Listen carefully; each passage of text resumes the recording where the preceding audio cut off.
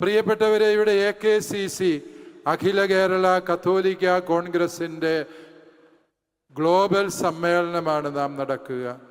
ഈ സമ്മേളനത്തിൻ്റെ പ്രത്യേകത എന്ത് എന്ന് ചോദിച്ചാൽ, കത്തോലിക്ക കോൺഗ്രസ് ഒരിക്കലും കത്തോലിക്കർക്ക് വേണ്ടി മാത്രം സംസാരിച്ച പ്രസ്ഥാനമായിരുന്നില്ല. ഒരു സമുദായ സംഘടന എങ്ങനെയാണ് ഒരു രാഷ്ട്രത്തിൻ്റെ നിർമ്മാണ പ്രവൃത്തിയിൽ പങ്കുചേരുന്നത് എന്നുള്ളതിന് ആധികാരികമായ സാക്ഷ്യം വഹിച്ച സംഘടനയാണ് കത്തോലിക്ക കോൺഗ്രസ് എന്ന് അതിൻ്റെ 107 വർഷത്തെ ചരിത്രം പരിശോധിച്ചാൽ നമുക്ക് മനസ്സിലാക്കാൻ സാധിക്കും.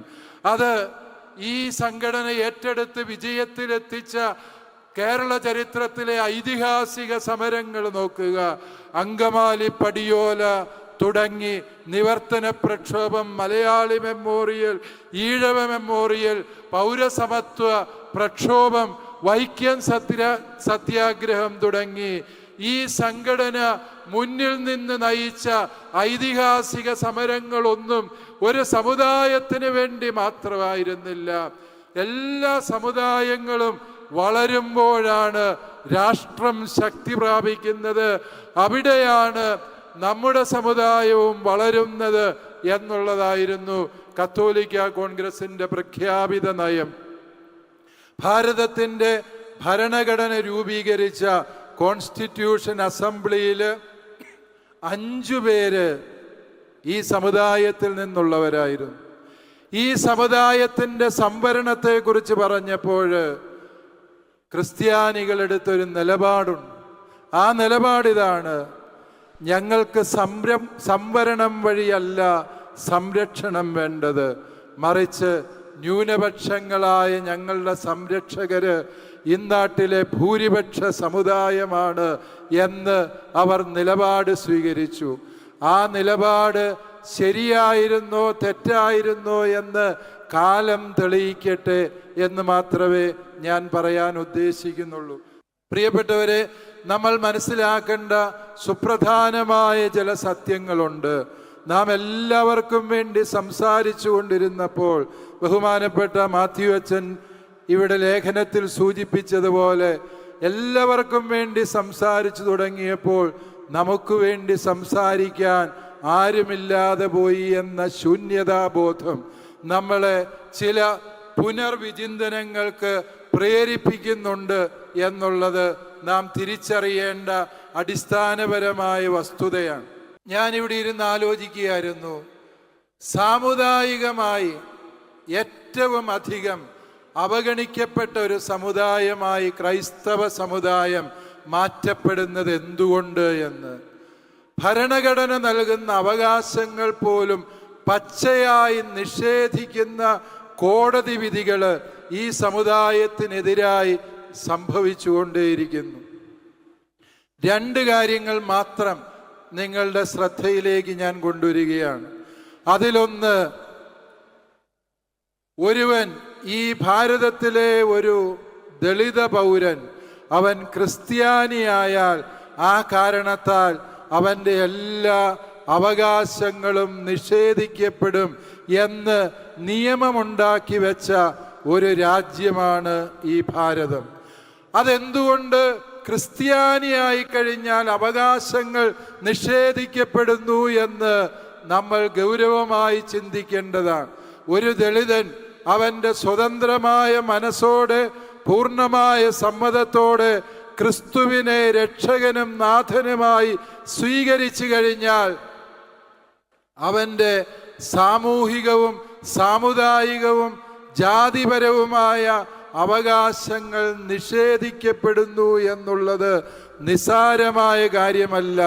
അത് മതത്തിൻ്റെ പേരിലുള്ള വിവേചനമാണ്.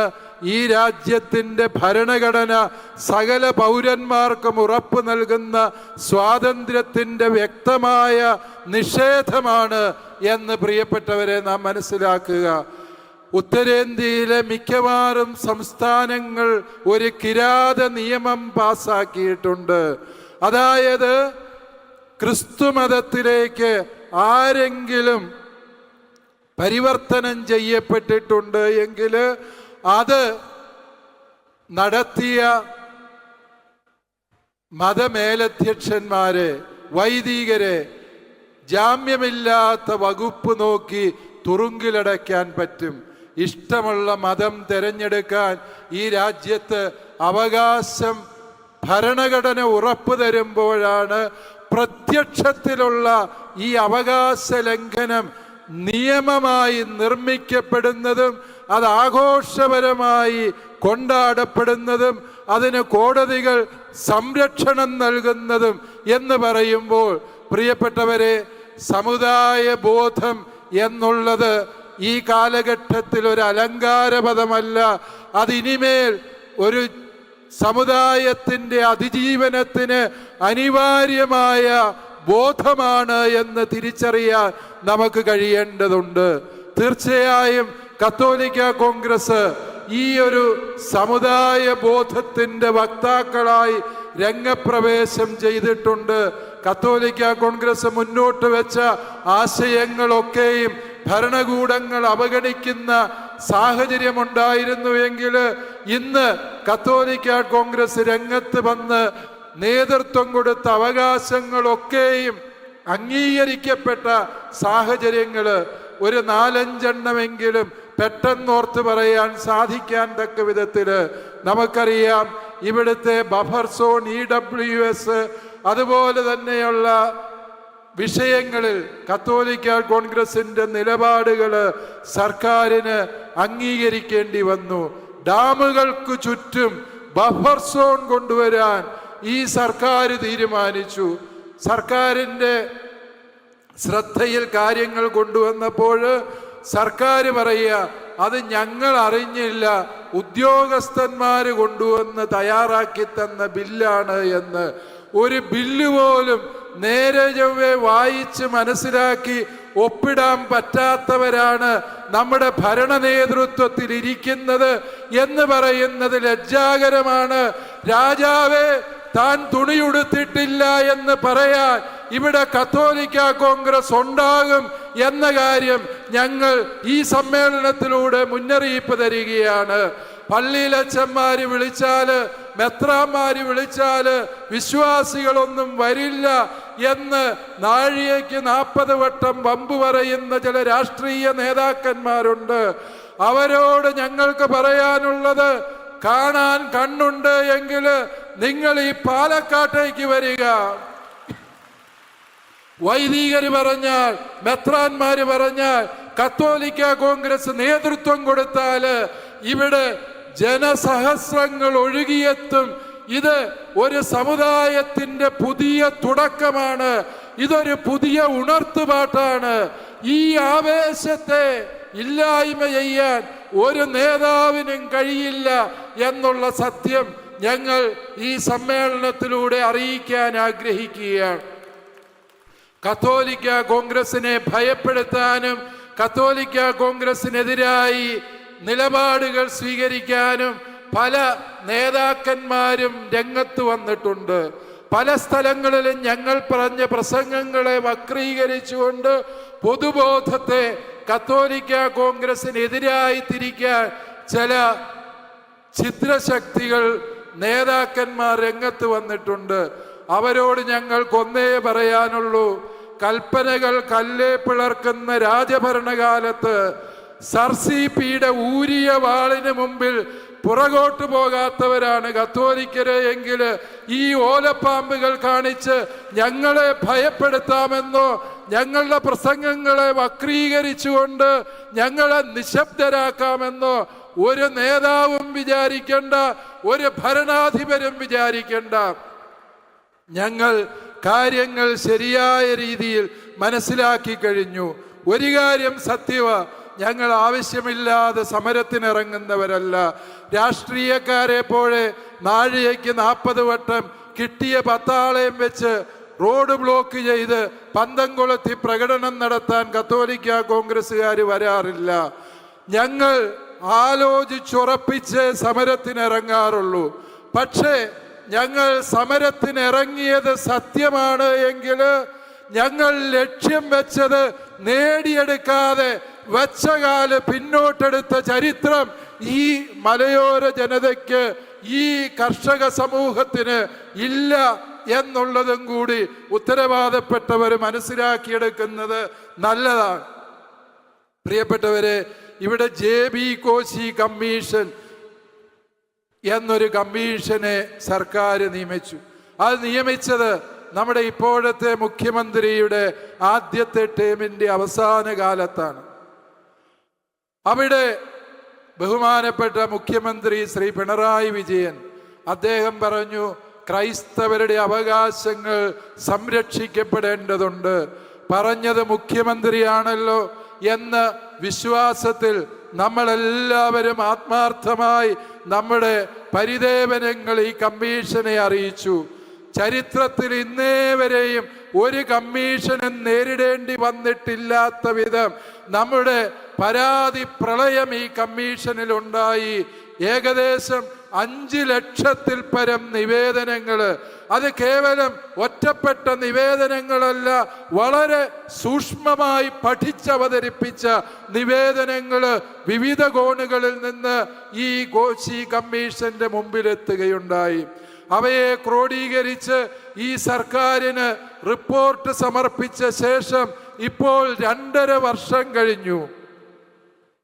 അതിൻ്റെ മേൽ അടയിരിക്കുകയാണ് എന്ന് പറഞ്ഞാൽ അത് വളരെ കുറവാണ്. ഒരു കോഴി അടയിരുന്നാൽ മാക്സിമം 21 ദിവസമേ ഇരിക്കുകയുള്ളൂ. അതിനു മുമ്പ് കുഞ്ഞു വിരിയും. ഇവിടെ സർക്കാർ ഇരുന്നത് 30 മാസം കഴിഞ്ഞു ഈ റിപ്പോർട്ടിന്റെ മേൽ അടയിരിക്കാൻ തുടങ്ങിയിട്ട്. സർക്കാരിനോട് ഈ സമ്മേളനം ആവശ്യപ്പെടുകയാണ്, എന്തെങ്കിലും ചെയ്യാൻ ആഗ്രഹിക്കുന്നുണ്ട് എങ്കിൽ ഉടനെ ചെയ്യുക. അതല്ല എങ്കിൽ നിങ്ങളുടെ ഈ കമ്മീഷൻ എന്തെങ്കിലും ചെയ്യുമെന്നുള്ള പ്രതീക്ഷ ഞങ്ങൾ എന്നേക്കുമായി അവസാനിപ്പിച്ച് ഞങ്ങളുടേതായ വഴി നോക്കാൻ നിർബന്ധിതരായി തീരുമെന്ന് അത് ചീഫ് സെക്രട്ടറി അധ്യക്ഷനായുള്ള കമ്മീഷനെ ഏൽപ്പിച്ചു. അതിനുവേണ്ടി വിദഗ്ധ സമിതി പഠനം നടത്തി. അതിലെ പല തീരുമാനങ്ങളും ഇതിനോടകം നടപ്പിലാക്കി കഴിഞ്ഞു എന്നൊക്കെ അവിടെയും ഇവിടെയും പ്രസ്താവന നടത്തുന്ന ഭരണാധിപന്മാരെ ഞങ്ങൾ നിങ്ങളോട് ചോദിക്കുക, ഈ JB കോശി കമ്മീഷൻ മുന്നോട്ട് വെച്ച 284 നിർദ്ദേശങ്ങളിൽ ഏതെങ്കിലും ഒരെണ്ണം ഇതിനോടകം നടപ്പിലാക്കിയെന്ന് നെഞ്ചത്ത് കൈവച്ച് പറയാൻ ആത്മാർത്ഥതയുള്ള ഒരു ഭരണാധികാരിയെങ്കിലും ഈ കേരളത്തിലുണ്ട് എങ്കിൽ അവർ ചങ്കൂറ്റത്തോടെ പറയട്ടെ, ഞങ്ങൾ അംഗീകരിച്ചു തരാം. ചുമ്മാ ഞങ്ങളെ വിൺവാക്കുകൾ പറഞ്ഞ് പെരുവഴിയിലാക്കാമെന്നും നിങ്ങളുടെ ഇത്തരം ജൽപ്പന്നങ്ങൾ കേട്ട് സംതൃപ്തി കൊള്ളുന്നവരാണ് ഞങ്ങൾ എന്ന് നിങ്ങൾ തെറ്റിദ്ധരിക്കരുത്.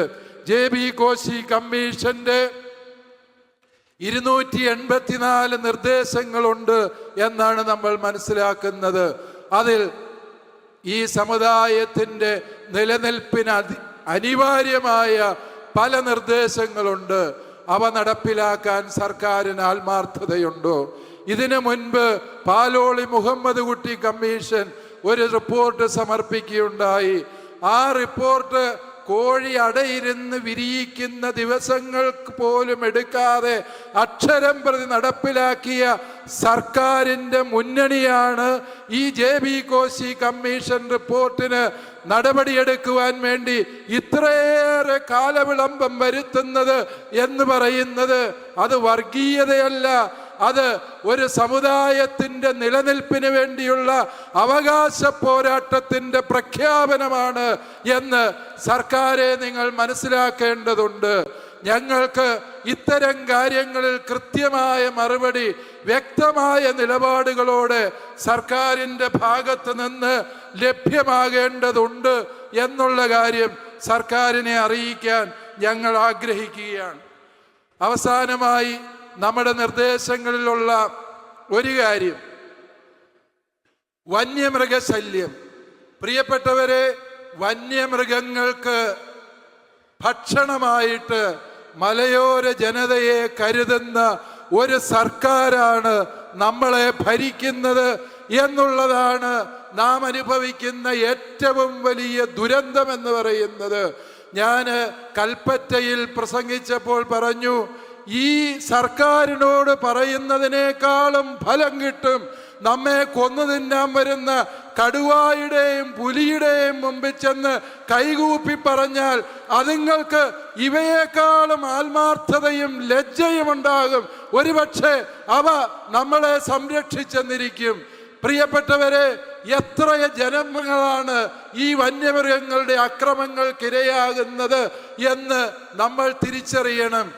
ഇടതുമുന്നണി സർക്കാർ അധികാരത്തിൽ വന്ന് 9 വർഷങ്ങൾ പൂർത്തിയാകുമ്പോൾ നിയമസഭയിൽ തന്നെ വനം വകുപ്പ് മന്ത്രി പറഞ്ഞു, 6 മാസം മുമ്പ് പറഞ്ഞത് 924 അംഗങ്ങൾ മനുഷ്യര് ഇപ്രകാരം കൊല്ലപ്പെട്ടു വന്യമൃഗങ്ങളാൽ എന്നാണ് പറഞ്ഞത്. ഓർക്കുക, 924 പേരെന്ന് പറഞ്ഞ ശേഷം ഈ കേരളത്തിൽ 84 മനുഷ്യജീവൻ കൂടി പൊലിഞ്ഞു എന്ന് തിരിച്ചറിയണം. ഇത്രയും മനുഷ്യരെ കൊന്നൊടുക്കിയത് ആര് എന്ന് ചോദിച്ചാൽ അതിനൊരൊറ്റ ഉത്തരമേയുള്ളൂ: നിഷ്ക്രിയത്വം തുടരുന്ന ഈ സർക്കാരിൻ്റെ നിലപാട് രാഹിത്യമാണ് എന്ന് പറയാതെ നിവൃത്തിയില്ല. ഇവിടെ കാട്ടുപന്നികൾ വീട്ടിലേക്ക് കയറി വരുന്നു. കുഞ്ഞുങ്ങളോടൊപ്പം കിടന്ന പട്ടിക്കുഞ്ഞിനെ ഒരു പുലി വന്ന് പിടിച്ചുകൊണ്ടുപോയി. എടുത്തുകൊണ്ടുപോയതൊരു കുഞ്ഞിനെ ആയിരുന്നെങ്കിൽ ആര് സമാധാനം പറയും? ആരും പറയില്ല. പ്രിയപ്പെട്ടവരെ, നമ്മുടെ കുഞ്ഞുങ്ങളെ രക്ഷിക്കുക, നമ്മുടെ ജീവിത പങ്കാളികളെ രക്ഷിക്കുക, സ്കൂളിൽ പോകുന്ന നമ്മുടെ വിദ്യാർത്ഥികളെ സംരക്ഷിക്കുക. ഈ സർക്കാരിന് സാധിക്കുന്നില്ല എന്നുള്ളത് സങ്കടകരമായ സത്യമാണ്. വനം വകുപ്പിന് ഈ കഴിഞ്ഞ ബഡ്ജറ്റില് വകയിരുത്തിയിരിക്കുന്നത് 348 കോടി രൂപയാണ് വന്യമൃഗങ്ങളിൽ നിന്ന് ജനത്തെ സംരക്ഷിക്കാൻ. അവന്മാര് തച്ചിനിരുന്ന് പുട്ടടിച്ച് തീർക്കുകയല്ലാതെ വനം വകുപ്പുകാർ ഇന്നേ വരെ ഏതെങ്കിലും ഒരു മനുഷ്യനെ സംരക്ഷിച്ചതിൻ്റെ ചരിത്രം കേട്ടിട്ടുണ്ടോ? അവര് സംരക്ഷിക്കും. അവര് വീട് മുഴുവൻ കയറി, അമ്മമാരുടെ അടുക്കളയിൽ കയറി ചട്ടി പൊക്കി നോക്കും. എന്തിനു വേണ്ടിയാണെന്നോ? ആരെങ്കിലും ഉടുമ്പിനെ കൊന്നോ, ഓന്തിനെ കറിവെച്ചോ, അല്ലെങ്കിൽ കാട്ടുപന്നിയെ പിടിച്ചോ എന്നറിയാൻ വേണ്ടി വരും. അല്ലയോ വനം വകുപ്പ് ഉദ്യോഗസ്ഥരെ, ഞങ്ങൾ നിങ്ങളോട് പറയുക, ഞങ്ങളുടെ കൃഷിഭൂമിയിലോ ഞങ്ങളുടെ വീടുകളിലോ ഇനിമേൽ നിങ്ങൾ ഒരുത്തനും പ്രവേശനമില്ല. വേണമെങ്കിൽ കോടതിയിൽ നിന്ന് വാറന്റ് വാങ്ങി വന്നാലല്ലാതെ ഒരു കർഷകന്റെയും പറമ്പിൽ കയറി നിങ്ങളുടെ ഇത്തരത്തിലുള്ള ധ്വംസനങ്ങൾ നടത്താൻ ഞങ്ങൾ അനുവദിക്കുന്ന പ്രശ്നമില്ല. സർക്കാർ തന്നെ പറഞ്ഞു, ഓരോ ഗ്രാമങ്ങളിലും ഒരു സ്വയം പ്രേരിത എന്ന് പറഞ്ഞാൽ വോളണ്ടിയേഴ്സ് ആയിട്ടുള്ള ഒരു വന്യമൃഗ പ്രതിരോധ സേനയെ രൂപീകരിക്കണം. എനിക്ക് കത്തോലിക്ക കോൺഗ്രസിനോട് പറയാനുള്ളത്, ഈ സേനയെ നമ്മൾ മുൻകൈയെടുത്ത് രൂപീകരിക്കണം. കത്തോലിക്ക കോൺഗ്രസിന്റെ നേതൃത്വത്തിൽ നമ്മുടെ എല്ലാ പ്രദേശങ്ങളിലും സർക്കാർ പറഞ്ഞ ഈ സേനയെ രൂപീകരിക്കണം. നമ്മുടെ അവിടുത്തെ പ്രശ്നങ്ങൾ നമ്മൾ തന്നെ പരിഹരിക്കും. വേറെ ആരും നമുക്ക് രക്ഷകനായി വരാനില്ല എന്ന തിരിച്ചറിവ് വേണം. കാട്ടുപന്നികളെ ഇല്ലായ്മ ചെയ്യാൻ കർഷകന് അവകാശമുണ്ട് എന്ന് ബഹുമാനപ്പെട്ട മുഖ്യമന്ത്രി പറഞ്ഞു. പക്ഷേ വനം വകുപ്പ് ഉദ്യോഗസ്ഥര് സമ്മതിക്കുകയില്ല. കാട്ടുപന്നിയെ തൊടാൻ പാടില്ല എന്നാണ് വനം വകുപ്പുകാർ പറയുന്നത്. പ്രിയപ്പെട്ട കർഷക സമൂഹമേ, നമ്മുടെ മക്കളെ രക്ഷിക്കണമെങ്കിൽ, നമ്മുടെ കുടുംബം സംരക്ഷിക്കണമെങ്കിൽ കൃഷിഭൂമിയിലേക്ക് ഇറങ്ങി വരുന്ന ഒരു മൃഗവും ഇനിമേൽ വന്യമൃഗത്തിൻ്റെ സംരക്ഷണ അവകാശം ഉള്ള മൃഗങ്ങളല്ല എന്ന് നാം പ്രഖ്യാപിക്കേണ്ട സമയം അതിക്രമിച്ചു. തമിഴ്നാട്ടില് സ്റ്റാലിൻ സർക്കാർ പറഞ്ഞു, വനത്തിൽ നിന്ന് 3 കിലോമീറ്ററിന് പരിധിക്ക് അപ്പുറം വരുന്ന മൃഗങ്ങൾക്ക്, കാട്ടുപന്നികൾക്ക് വന്യമൃഗത്തിന്റെ സംരക്ഷണം കൊടുക്കേണ്ട കാര്യമില്ല എന്ന്. അത് തമിഴ്നാട്ടിൽ ചെയ്യാൻ പറ്റും. കാരണം അവിടെ ചങ്കൂറ്റമുള്ള ഭരണകൂടമുണ്ട്. അതേസമയം അതെന്തുകൊണ്ട് കേരളത്തിൽ സംഭവിക്കുന്നില്ല എന്ന് നമ്മൾ ചിന്തിക്കണം. ഇവിടെ ഉദ്യോഗസ്ഥ ദുഷ്പ്രഭുത്വമാണ്. ബഹുമാനപ്പെട്ട മുഖ്യമന്ത്രി പറഞ്ഞാൽ പോലും അനുസരിക്കാത്ത വിധത്തില് ഇവിടുത്തെ ഉദ്യോഗസ്ഥർ അഴിഞ്ഞാടുന്ന സാഹചര്യമുണ്ട്. വനം വകുപ്പിന്റെ എല്ലാവരെയും ഞങ്ങൾ കുറ്റപ്പെടുത്തുന്നില്ല. തീർച്ചയായും വന്യമൃഗങ്ങളുടെ ഉപദ്രവങ്ങൾക്കിരയാകുന്ന സാധാ വനം പാലകരായ മനുഷ്യരോട് ഞങ്ങൾക്ക് സഹതാപമുണ്ട്. ഞങ്ങളെപ്പോലെ നിങ്ങളും കഷ്ടപ്പെടുന്നത് ഞങ്ങൾ അറിയുന്നുണ്ട്. പക്ഷേ ശീതീകരിച്ച മുറിയിലിരുന്ന് കർഷക ദ്രോഹത്തിൻ്റെ നയങ്ങൾ എഴുതി തയ്യാറാക്കുകയും ജനപ്രതിനിധികളെ കൊണ്ട് അതിൽ തുല്യം ചാർത്തിക്കുകയും ചെയ്ത് ഇവിടുത്തെ കർഷകരെ ഇല്ലായ്മ ചെയ്യാൻ പരിശ്രമിച്ചു കൊണ്ടിരിക്കുന്ന, എട്ടും പൊട്ടും തിരിയാത്ത, ഈ നാടിൻ്റെ സ്പന്ദനങ്ങൾ അറിയാത്ത ഏതോ ബുദ്ധിജീവികളുടെ ഗണത്തിൽപ്പെട്ട് ഉത്തരേന്ത്യയിൽ നിന്ന് ഇവിടെ പറന്നിറങ്ങുന്ന ഈ IFS ഉദ്യോഗസ്ഥരോടാണ് ഞങ്ങൾക്ക് പറയാനുള്ളത്. നിങ്ങൾ തീക്കൊള്ളി കൊണ്ട് തലചൊറിയരുത്. ഇവിടുത്തെ ഒരു ജനത അതിൻ്റെ ജീവിതത്തിൻ്റെ സകല വഴികളും അടഞ്ഞ് ഗതികെട്ട് നിൽക്കുന്ന സാഹചര്യത്തിലാണ്. നിങ്ങളെക്കാളും ഞങ്ങൾ ബഹുമാനിക്കുന്നതും അനുസരിക്കുന്നതും ഞങ്ങളുടെ തെരഞ്ഞെടുക്കപ്പെട്ട മുഖ്യമന്ത്രിയാണ്. മുഖ്യമന്ത്രി പറഞ്ഞു എങ്കിൽ ഞങ്ങൾ ഇതാ IFS ഉദ്യോഗസ്ഥരോട് പറയുന്നു, ഇത്തരം മൃഗങ്ങളെ കാട്ടിനുള്ളിൽ സംരക്ഷിക്കേണ്ടത് നിങ്ങളുടെ ഉത്തരവാദിത്വമാണ്. അത് ചെയ്യാതെ വന്നാൽ, അവര് നാട്ടിലിറങ്ങി മനുഷ്യരെ കൊന്നാൽ, ഈ ഉദ്യോഗസ്ഥന്മാർക്കെതിരെ കൊലക്കുറ്റത്തിന് കേസെടുക്കാനുള്ള വകുപ്പ് ഇന്നാട്ടിൽ സർക്കാർ രൂപപ്പെടുത്തിയെടുക്കണം. എങ്കിൽ മാത്രമേ ഇവരൊക്കെ മനുഷ്യന്റെ വിലയും മഹത്വവും തിരിച്ചറിയുകയുള്ളൂ എന്ന സത്യം ഓർക്കുക. പ്രിയപ്പെട്ടവരെ, ഞാൻ അവസാനിപ്പിക്കുകയാണ്. ഈ മഹാസമ്മേളനത്തിൽ നമ്മൾ ലഹരിക്കെതിരെ കൂടി ഒരു നിർദ്ദേശം സർക്കാരിന് മുമ്പിൽ വയ്ക്കുകയാണ്. ഇവിടെ ലഹരിയുടെ കുത്തൊഴുക്ക് നടക്കുന്നു. സർക്കാർ സത്വരമായി ഇടപെടേണ്ടതുണ്ട് എന്ന് പാലായിലെ അഭിമന്യ കല്ലറങ്ങാട്ട് പിതാവ് പറഞ്ഞപ്പോൾ അതിനെതിരായി വലിയ പ്രചണ്ഡ കോലാഹലം നടത്തിയ സർക്കാരെ നിങ്ങൾ മനസ്സിലാക്കുക. കാലത്തിന് മുമ്പേ പിറക്കുന്ന ക്രാന്തദർശനമുള്ള പിതാക്കന്മാരുടെ വാക്കുകളെ നിങ്ങൾ അവഗണിക്കുന്നതാണ് നിങ്ങൾക്ക് പറ്റിയ ഏറ്റവും വലിയ അബദ്ധമെന്ന് പറയുന്നത്. ഈ ലഹരിയുടെ കുത്തൊഴുക്ക് അത് ഈ നാട്ടിൽ നിർബാധം തുടരുന്നതിന് തടയിടാൻ സർക്കാരെടുക്കുന്ന ഏതൊരു നിലപാടിൻ്റെയൊപ്പം 100% ആത്മാർത്ഥതയോടെ സർക്കാരിന് പിന്തുണയുമായി AKCC ഉണ്ടായിരിക്കും എന്നുകൂടി ഉറപ്പ് തന്നുകൊണ്ട്, ഒരു വളരുന്ന തലമുറയിലെ ഒരു കുഞ്ഞുപോലും മയക്കുമരുന്നിന് അടിമയായി നശിക്കാതിരിക്കുവാൻ വളരുന്ന തലമുറയ്ക്ക് കാവലാളുകളായി AKCC ഉണ്ടാവും എന്നുറപ്പിച്ചുകൊണ്ട് നമുക്ക് ഈ സമ്മേളനത്തിൽ പ്രതിജ്ഞയെടുക്കാം. എല്ലാവർക്കും നന്മകൾ നേർന്നുകൊണ്ട് ഈ മഹാസമ്മേളനം സംഘടിപ്പിച്ച പാലക്കാട് രൂപതയുടെ സംഘാടക വൈഭവത്തിന് മുമ്പിൽ ശിരസ് നമിച്ചുകൊണ്ട് എൻ്റെ വാക്കുകൾ അവസാനിപ്പിക്കുന്നു.